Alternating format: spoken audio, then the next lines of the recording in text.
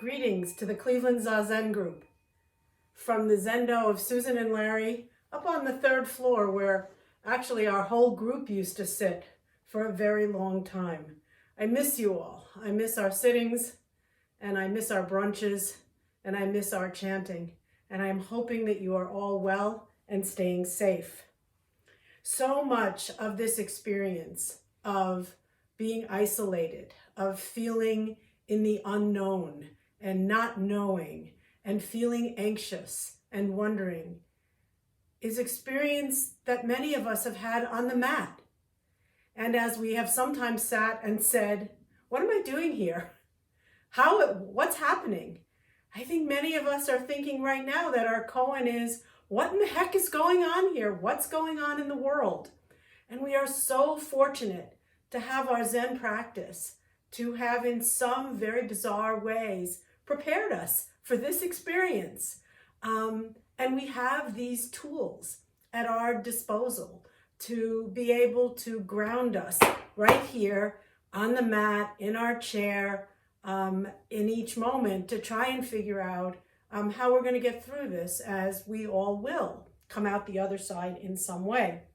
So one of the things that I don't know whether you put it on your to-do list or not, but I have probably several hundred books on Zen and Buddhism.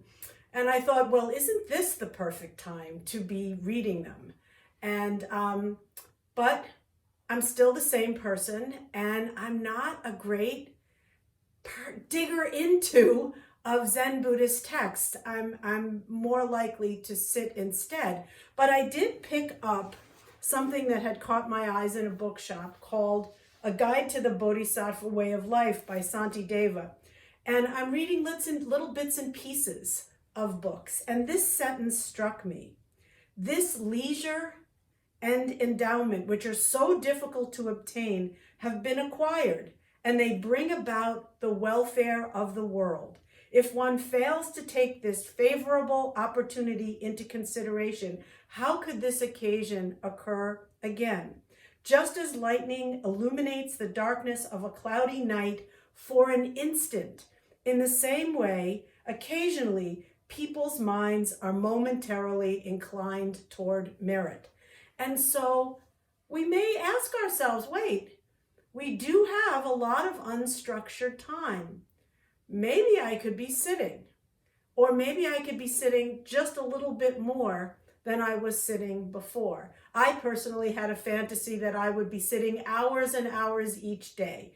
Note the word fantasy, because I'm still the same person that I was before coronavirus and before the quarantine, but I am sitting every day. And what I'm finding is that when I do, I am much better able to deal with the ups and downs of my emotions and the loneliness that I feel that I can't be near my grandchildren, or the isolation that I feel, or that anxiety that I feel about not being able to see my clients face to face. So sitting allows me to get back to the moment, back to the center, back to my practice, and to be able to bring that into the way I deal with the situation in which we find ourselves. One of the things that I keep hearing is, hey, we're all in this together. And I find that shocking in some way. Are people just realizing that we're all in this together? We have always been in this together. We have always been together. Interconnectedness is at the root of all of the Buddhist teaching, probably at the root of any religious teaching that says we are connected, we are together, and together is how we get through these difficult times. Each of us is staying home not just to protect ourselves, but to protect everyone else who's out there, who may be more vulnerable. I was shocked to discover that I am now considered the elderly vulnerable. I don't consider myself that elderly, but the data seems to suggest that I am, so I'm staying home. And I'm doing it for myself and for others. And guess what? That's the Bodhisattvic vow. That is why we do this practice. And that is what it is about when we say we're all in this together.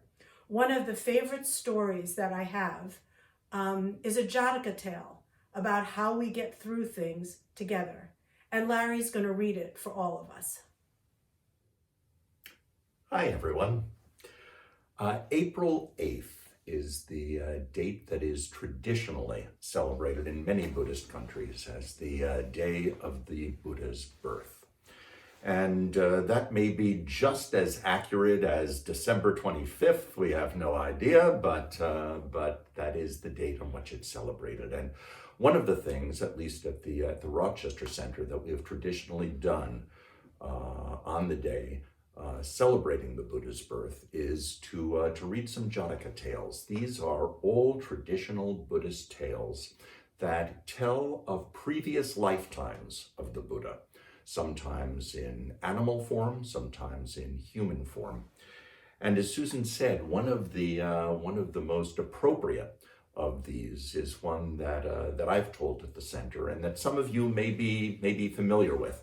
But I think that for this particular time, it is especially appropriate. And it's called cooperation. And I'm going to take off our glasses to do this. Long, long ago, when Brahmadatta was king of Benares, a hunter of birds used to go to the forest every day to net quail. This hunter could imitate all of a quail's different calls so perfectly that every quail within earshot would fly toward the sound. As soon as they landed and flocked together, he would throw a big net over them. He took the trapped quail home, fattened them, and sold them at market. In time, one of the quail called the others together and said, "This hunter is killing off our kinfolk by the dozens. His whistle is so clever that none of us can tell true calls from false calls, but I have a plan to free us from his net. Listen carefully.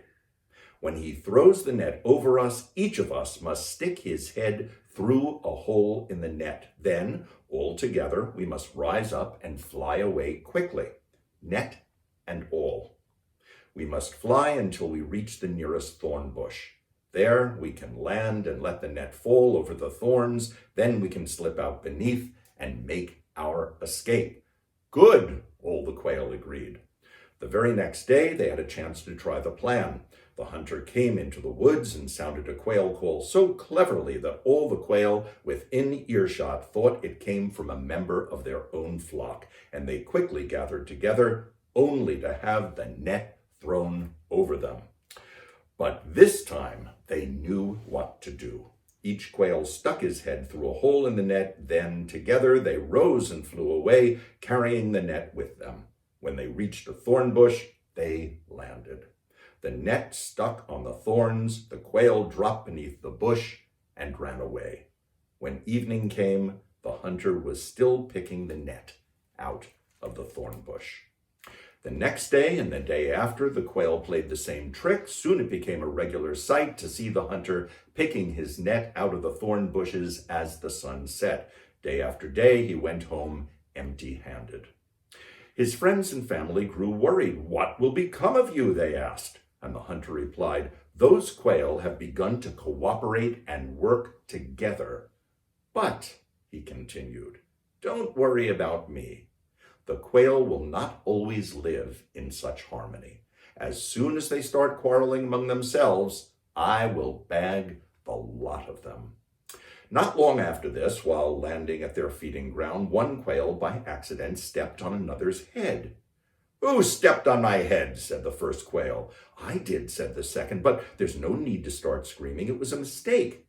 This answer made the first quail angrier than before, and soon the two of them began to trade insults. Shortly, a third quail joined the argument. "Why be so high and mighty?" he asked. "I suppose you think that you alone lift up the net." "Well, I know it isn't you," the first quail answered. "You don't even carry your own share." And soon the birds argued back and forth. A few days later, the hunter came back to the forest. As usual, he lured the quail together by his call. Then he threw his net over them. As soon as the net was over them, the third quail said to the first quail who was near him, "All right, mighty bird, now's your chance to fly away with the net all by yourself." "Not I," the quail answered. "I wouldn't want to take away from your moment of glory. Lift away yourself, O king of the birds." And all the quails started to argue. While they were arguing, the hunter quietly gathered the four corners of the net together and took the quail home singing. When we forget our common need and act instead from selfish greed, we put ourselves in danger. All united we stand, divided we fall. Stay well, each and every one of you. We'll conclude with the four vows.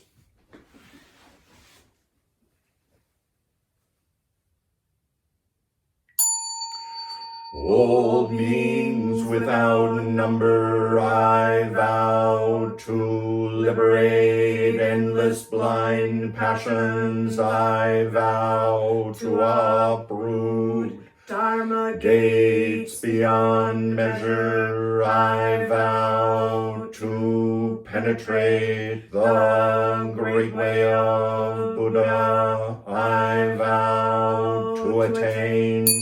All beings without number I vow to liberate, endless blind passions I vow to uproot, Dharma gates beyond measure I vow to penetrate, the great way of Buddha I vow to attain. All beings without number I vow to liberate, endless blind passions I vow to uproot, Dharma gates beyond measure I vow to penetrate, the great way of Buddha I vow to attain.